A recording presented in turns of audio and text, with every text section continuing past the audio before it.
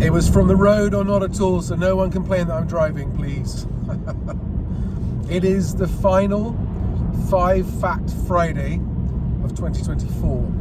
And this one is unprepared. I don't have links. It's not about the last 7 days. It's about this year. It's the 5 things, roughly 5, there might be less or more, because it's just off the top of my head while I'm driving. It's a long drive today. Wow. Right, so we have a new government. We have a new chancellor, a new budget. We have a new housing minister. And overall, the thing that affects the housing market more than anything else, which is government policy, doesn't seem to be helping transaction volumes. Now,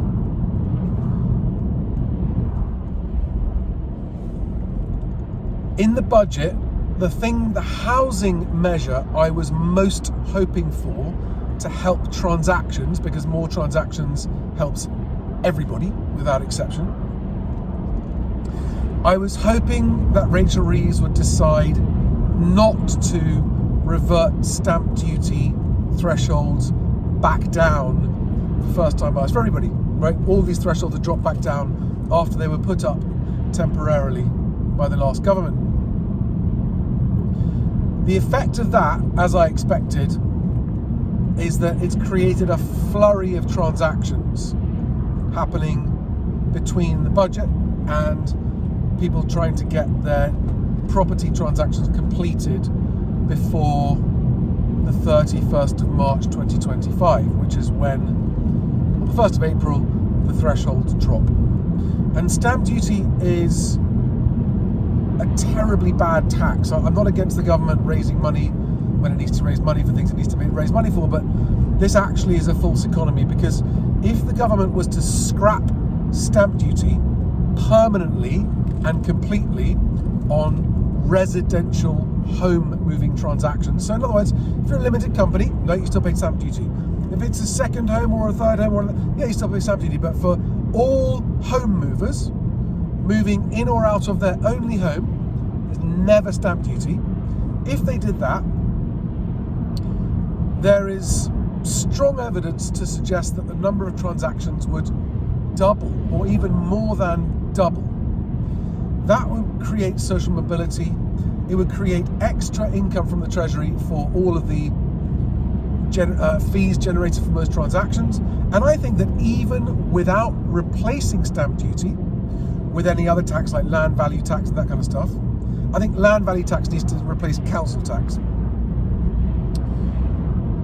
But they would see, there would be an increase in employment in the moving industry, social mobility would improve, and they would see a net gain in tax receipts from other taxes on the back of a flourishing housing market that would offset the loss of stamp duty from single homeowners moving out of one home into another home. Okay? So if you are a homeowner, this is my proposition, is that if you are a homeowner, you don't pay stamp duty. If it's a second or third property simultaneously, then you would still pay. But for the individual first homes, no stamp duty. It would completely unplug transactions and the housing market would flourish. And on the back of that, so many other things would get better, but never mind that, right? And that's created a flurry of transactions now. But my worry is that going into 2025, into Q2, once people realise that there's no chance of a transaction completing before the 1st of April, the downturn in the economy, the downturn in the jobs market, the downturn in what has been quite strong wage growth is going to come down. All of these things are actually going to dampen what the housing market industry has seen as a fragile recovery in transaction volumes. So 2024 will have seen more transactions than 2023.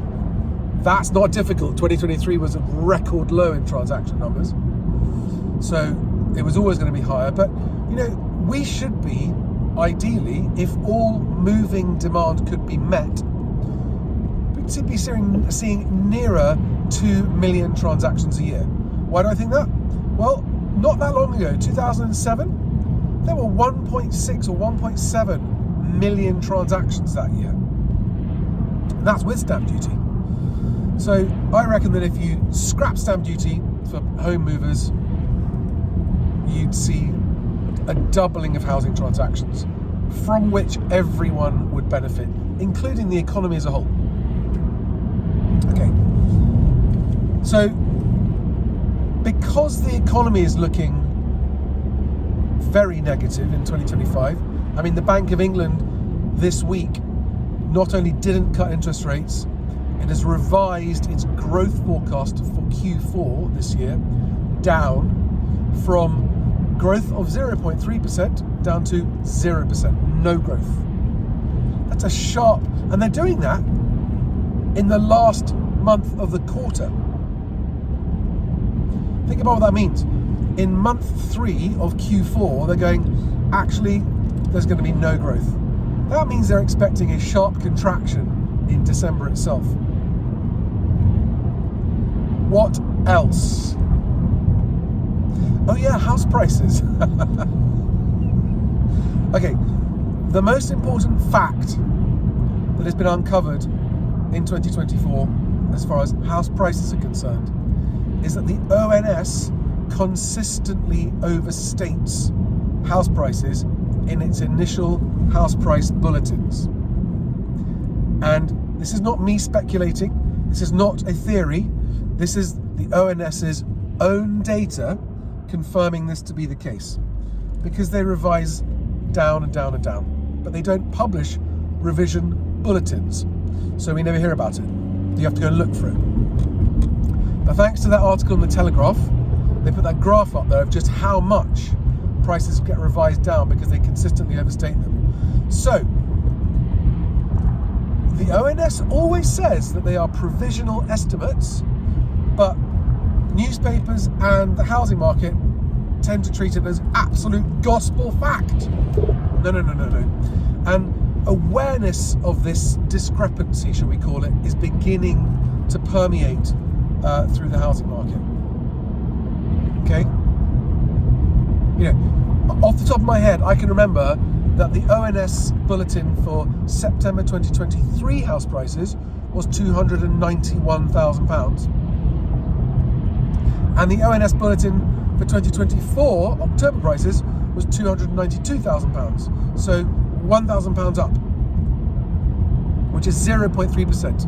And yet it reported it as 3.4% year-on-year growth, which it isn't, because it is comparing October's unrevised figure with last year's revised down figure. So that creates a false house price rise.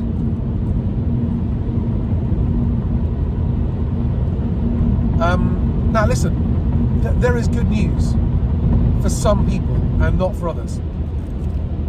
If you are upsizing, I don't remember a better time to be upsizing from a mid-range property, so what Rightmove calls a second stepper property, up to a top of the ladder property.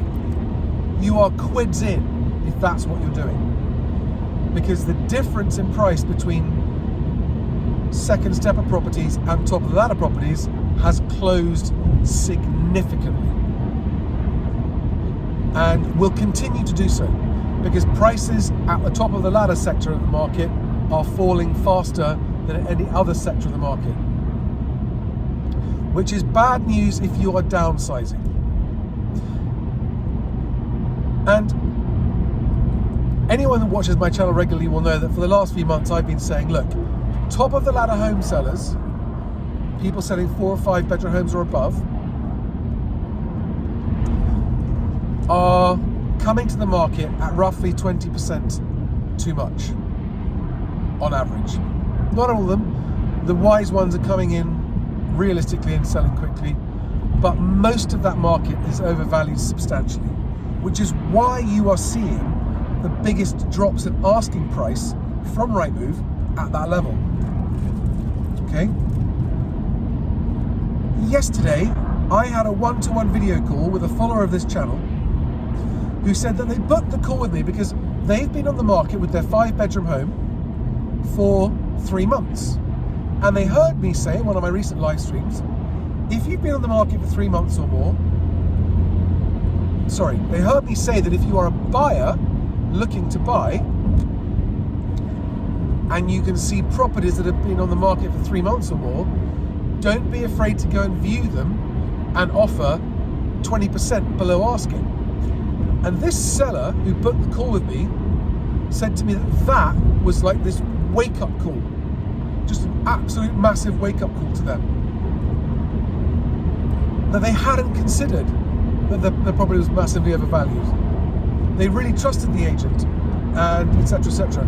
And they wanted to call with me because they said, look, okay, if we are on the market way too high, which we didn't think we were, but now we're beginning to realise we are, what should we do? And the good news about that is if sellers are beginning to just accept that the market is what the market is, whether you like it or not, that's encouraging news for transactions because it means prices will ease, more people will buy, more transactions will happen, etc. But no matter who you are, unless you are a first-time buyer buying below £300,000, after the 1st of April next year, so pretty much for anyone starting the process in January, stamp duty costs are going up. That is going to dampen activity.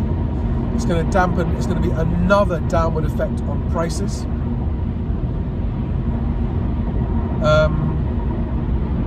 None of which is bad news if you are a first-time buyer, especially if you're a first-time buyer below 300,000, because if the higher prices are pushed down, lower prices get pushed down too.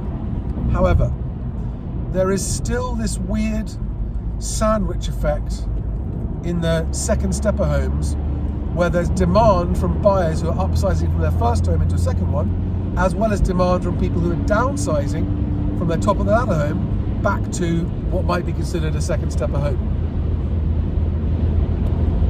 So the prices in the middle there, the terraced and the semi-detached homes, freehold homes, are likely to hold better than prices at the top or prices of leasehold flats. And it is detached homes, larger detached homes and leasehold flats that, generally speaking, with regional variations and exceptions, leasehold flats and detached homes are seeing the biggest weakness in their house prices. So they're the ones falling the most or rising the least.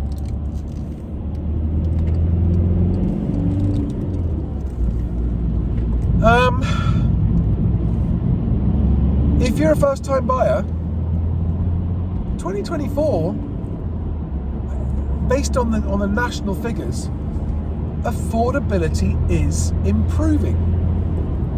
So we did not get the 6 rate cuts that everyone said we were going to get in 2024. We got 2. And as a result, mortgage rates haven't come down anywhere near as much as people hoped that they would. And in fact, nothing to do with the Bank of England not cutting rates. As I record this, gilt yields and therefore swap rates and therefore mortgage rates on the back of them are at the highest level since 1998, the highest level in 26 years. They are higher now, they've spiked higher now than after Liz Truss's mini budget. Which is very, very bad news for the economy, for the cost of borrowing, for Rachel Reeves, and for mortgage rates, and therefore for borrowers and transactions. But I don't think you need to worry for a first-time buyer, because I think, generally speaking, prices are coming down, although I would urge extreme caution if you're buying a leasehold flat, right? Share a freehold if you're buying a flat that's in a converted house, not so risky.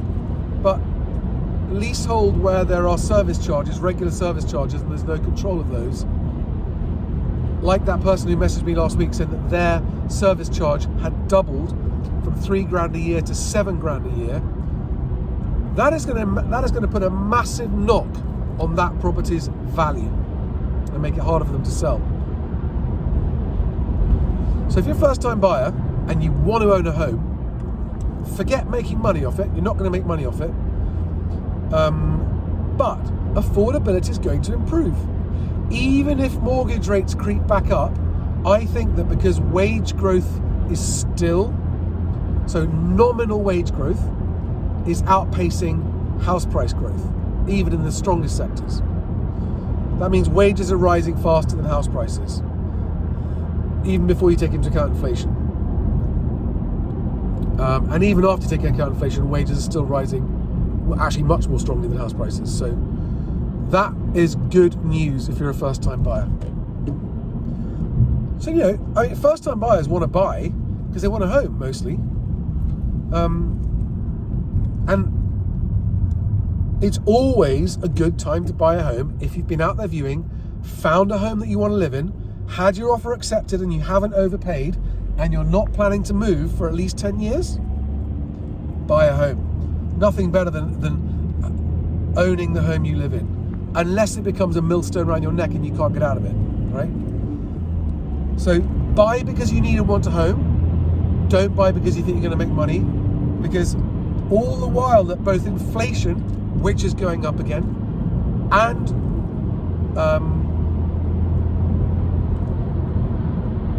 inflation is higher than house price growth, which means that house values are declining in real terms. All the time, until that changes, and until house price growth is faster than inflation, higher than inflation, and sustainably, there's going to be no money to be made owning houses. Honestly, it's the first time in my adult life that's been the case. I'm talking about long term. Everyone, and people, I've been posting this on X, and people have been saying, "Oh, but Charlie, I've owned property for 30 years and I've done really well." Yeah, you did, because everything was different then. The landscape we're looking at now, the economy, jobs, growth, GDP, all of these things, there's no more growth in house prices, no more wealth increase out of just owning property. And this is good news if you're a home buyer, because it means you're going to be having less competition from people who are buying to make money. So when you remove the speculation demand from the housing market, homes get more affordable. That is good for everyone individually and everyone nationally as a country and society as well. That's good news. So there's no doom or gloom from me. There are mixed outlooks depending on your situation. If you are a property investor and you're highly leveraged, doesn't look good. If you are a homeowner paying down a mortgage and you like the home you're living in and you don't want to move, it looks good. If you're a first-time buyer, 2024 is looking good. If you're an upsizer, 2024 is looking good. If you are downsizing, 2024 is not going to be your friend, and I urge you to not delay. And if you are selling but not buying, again, you're going to be facing an uphill battle to get sold. So, all that remains for me to say is it's been an amazing year for my channel. I am led to believe, I am led to understand that the Moving Home with Charlie platform is now the most viewed moving channel in the housing market in the UK, which blows my mind. I think I've had somewhere in the region of now 6 million views across all platforms of my videos. I've had far more, and on my impressions on X are, I had 1 million in one day last week. That was unusual, but my reach is growing. And the thing that I'm happiest about from this year is that the awareness of the pitfalls and the traps of the housing market is rising. Buyers are being more cautious not to overpay. Great news. Sellers who follow my channel are being more cautious not to overprice and more cautious not to sign long sole agency contracts. That's great news. Generally speaking, there's an awareness that housing is no longer the safe store of wealth that it has been for the last 40 years. That's a good thing. Affordability is improving. That's a good thing. There is so much good news, I think, coming out of this. And to all of you who have shared your happy stories of moving success from this year and let me know that I helped in any way, thank you. I love every single time I get one of those, it makes my day. Every single time. So if I have helped you and you haven't let me know about it, please let me know about it, because you'd really, really make my day, and that on its own makes it worthwhile. But otherwise, all that remains for me to say is I hope everyone has a very happy Christmas, a very happy New Year, and a great 2025. And I hope you get to spend time with the people you want to spend time with over the holiday period. Thanks a lot from me. Lots of love and luck to all of you. And I will see you. This is my last live stream until the second week of January, the week beginning January the 6th. There are a couple of pre-recorded videos coming out, one a week the next couple of weeks. But this is the last live stream. It's not even a live stream, sorry. I'm recording this and I will upload it straight after I finish recording. It's the last such video from me for 2024. I will see you in 2025. Thanks to everybody, and a special thanks, a very special thanks to Alex Gramwater, my friend Housing Stig, for all of the entertainment and value and wit and insight and knowledge that he brings to this channel.